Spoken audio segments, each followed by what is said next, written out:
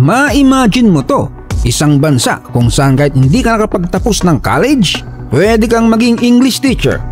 Walang experience, walang problema. At kung ikaw ay puti na galing sa mayamang bansa at kumikita ng higit $500 kada buwan, hari ka na agad.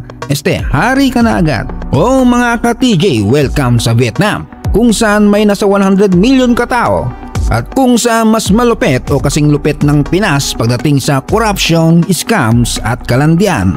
Sa likod ng mga naggagandang beach, bundok, rice terraces at mga tanawing nakakamangha ay may matinding kalakaran ng dayaan.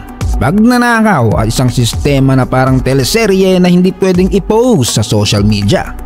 So kung gusto mong malaman ng reality show sa likod ng Vietnam, tara, papasok na tayo sa Chismis ng Bayan.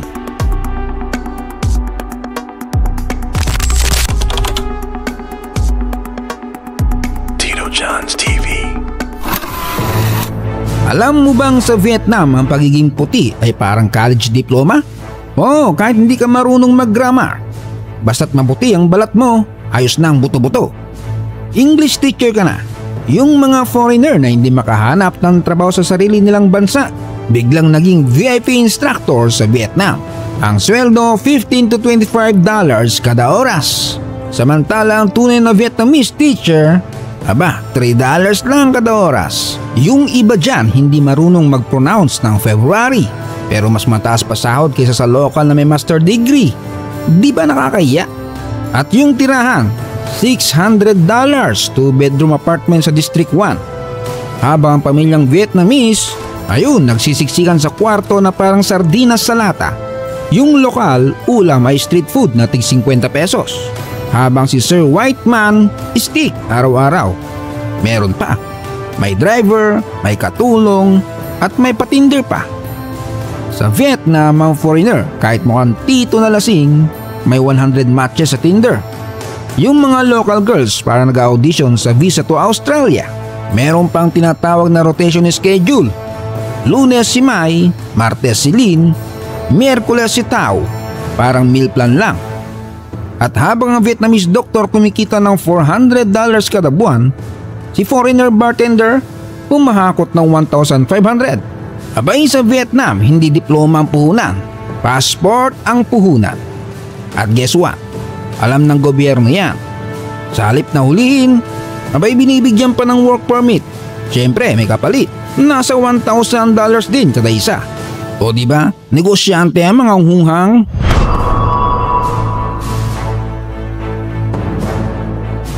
Pag narinig mo ang karaoke sa Vietnam, akala mo kantahan lang. Akala mo banding lang ng tropa, pasigaw ng chisgan. Pero dito, hindi lang boses ang ginagamit, pati katawan. Ang mga karaoke bar sa Vietnam, nako, parang Jollibee. May basic meal, may upgrade at may extra rice. Pero sa kasong to, yung extra rice may kasamang extra service. Ayos, di ba? Ang room, $10 to $15 kada oras. Hostess na kakanta at kakausap sa'yo, $20 kada oras. Massage na may kasamang pagmamahal, $80. At kung full service, ay nako, umaabot ng $200. Mas mahal pa sa buong family outing sa Enchanted Kingdom. May mga bar sa District 1 ng Ho Chi Minh na may 150 girls na naka-standby, na handang umalalay sa mga mister na sablay, pati na sa kanyang driver na alalay. At eto pa, may commission system. Kapag mas maraming customer, mas malaki kita syempre. Kaya yung mga kuratsa girls, lintek, umaabot ng 5,000 per month. Dollars yun. Mas mataas pa sa sahod ng doktor o engineer. Pero bago ka mawaw, tandaan mo, marami sa kanila galing sa probinsya na inalok ng $1,000 advance. Tapos pagkadating sa city, may utang na agad. Housing, food, training, lahat may bayad. At syempre kung foreigner, special rate. Doble ang bayad. Lalo na yung mga Japanese at Korean businessman. $1,000 isang gabi para sa girlfriend experience. Sa madaling salita, parang Grab.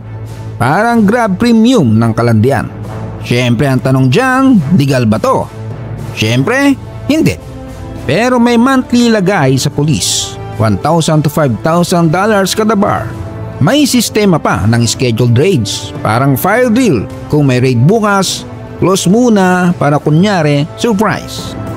At eto na ang plot twist. 70% ng business deals ng mga foreign investors may kasamang entertainment sa ganitong mga bars. Parang bonus package sa kontrata.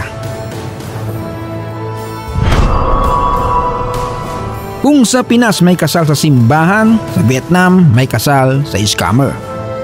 Maraming Vietnamese girls ang nag-o-online nagpapakyut sa foreign men na lonely at desperado kuno. Maganda, check. Mabait, check. Totoo, X. Pag nahulog si kuya foreigner sa trap, ayan na. My mom is sick, I need money for visa. Magpapadala naman si kuya ng dolyar, habang si ate may kachat din palang iba. Pero hindi lang to simpleng scam. Meron na ang whole industry ng fake marriage documents, marriage brokers, legal looking papers, at fixers na may government connections. Lahat ng yan, pera-perahan lang. Yung iba, serial brides.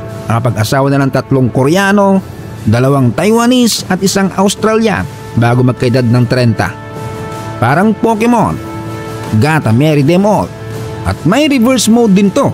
Foreigner na nagpapakasal sa Vietnamese woman para makakuha ng visa, lupa o negosyo rights.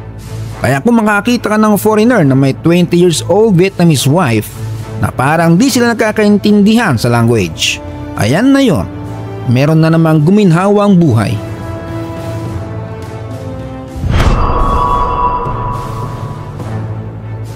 Alam nyo ba ang Vietnam pala parang online shopping hub? Pero ang binebenta, asawa. Oo, legit. May buy one, wife one system sa Vietnam. Exported papuntang China, Korea at Taiwan. Pero wag kayong masyadong kiligin kasi ang totoo nito, human trafficking in disguise. Ang mga recruiters papunta sa mga liblib na baryo, mag-o-offer sa mga magulang, paasawahin daw ng mayaman, padadalan sila ng pera. Siyempre si nanay at tatay na taghirap o mukhang pera, payag agad. Pero ang ending masama. Si ate binibenta sa Chinese na malaki ang mata at hindi marunong ngumiti. Ang presyo $3,000 to $15,000. Depende sa ganda, edad at kung college grad. Eto na, pagdating sa China o Korea, tinago ang passport at cellphone. Tapos di magkaintindihan ng salita. Kaya yun, ang kinaantungan, ginawang katulong, tagalaba at sex slave in one. Walang refund, walang exit. Akala mo spa vacation, yung pala ay torture chamber. Yung ibang babae pinapasok pa sa pabrika o nilalako sa mga farms. May iba pang pinipit pumasok sa prostitution. Walang kontrata pero may utang. Parang OFW horror story pero mas madugo. Pero alam mo ang mas masakit?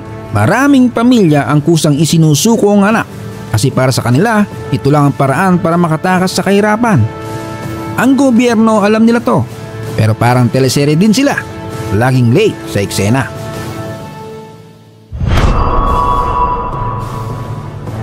Kung sa Pinas may lagay is the way, sa Vietnam naman may official price list ang mga pulis. Literal na may laminated card sa wallet. Walang helmet, $5. Counterflow, $10. Lasing, $30. Walang lisensya, $100. Foreigner ka, doble kasi mayaman ka daw. Sa government offices naman, may 2 presyo. Official fee at yung mas mabilis, also known as speed fee, pampadulas. Sa hospital, walang envelope, walang operasyon. Antay ka muna ng pila sa labas. Mga 3 buwan lang naman.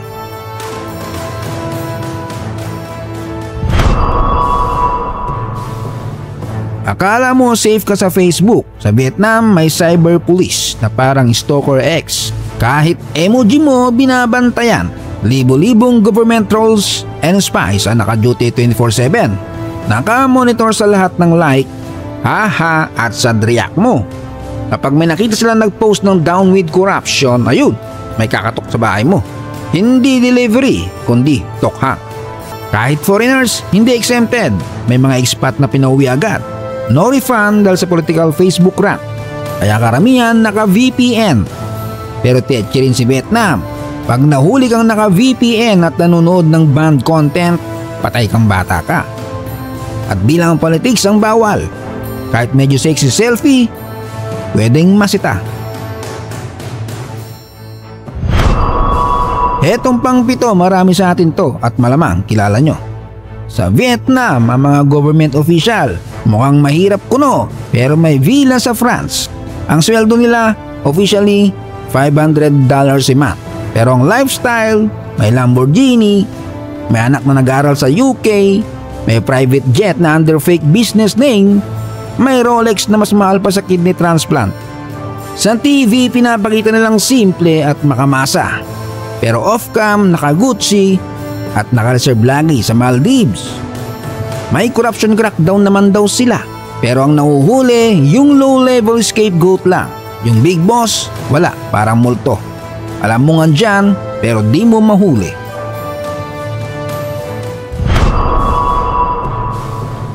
Sa Vietnam para rin China, hindi mo na alam kung anong totoo. Diploma, peke. Marriage certificate, peke. Birth certificate, police clearance, vaccine card, trabaho, lahat pwedeng gawa-gawa na lang. May mga school na fake accreditation, mga tour company na walang permit, at mga restaurant na peke ang food safety sticker, pati ratings. At eto pa, may mga counterfeit na gamot, gatas ng bata at pagkain. Di mo alam kung Panadol ba yung iniinom mo o chalk dust with menthol flavor. Ang Vietnam ay isang paraisong puno ng peking ngiti at impyerno sa likod ng kurtina. Eto ang Tito John's TV, ang inyong tagapagtuklas ng mga lugar kung saan ang mura may kapalit at ang paraiso may sabit. So yan, huwag kalimutang i-like at mag-subscribe. Shout out, Malispo Trader from Brooks Point, Palawan, Wilfredo Zonyo, Bobby Torres, Reni Rosal from Canulay, Sultan Kudarat, Janet Fuentes from Midsayap, Cotabato, Mark Christian Rosales from Bohol, JV Salvatore from Capiz, Prince Aaron Raloso, Joey Bardolasa from Pampanga, Dieter Lee from Dubai, Kelvin Managilod, Monsi 9072, Sambuanga Audit at kina Raydin Jingjing LC Madeng dyan sa Sambuanga City, Mark Ednalaga ng Poland, sa bagong panganak na si Antonia Maris Canales ng 13 Cavite, congrats po, Arlie Fernandez from Manila, at sa mga anak ni Kyle Lee na sina Sofia, Peter, 30 Samantha Dwayne sa Pampanga. Salamat sa panonood, hanggang sa muli.